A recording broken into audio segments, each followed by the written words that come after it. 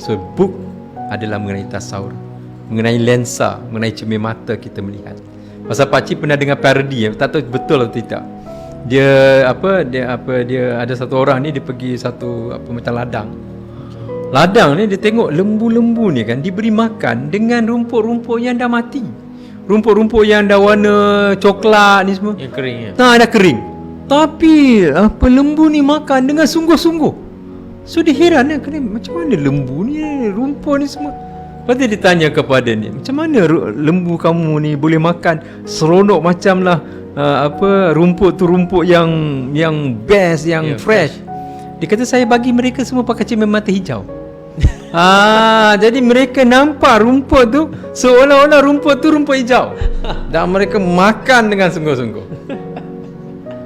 Begitulah juga apa yang syaitan jadikan kita. Diberikan kita cermin mata supaya kita melihat dunia ini seolah-olah inilah dunia. Dan oleh kerana kita tertipu, maka macam tadilah lembu yang tertipu.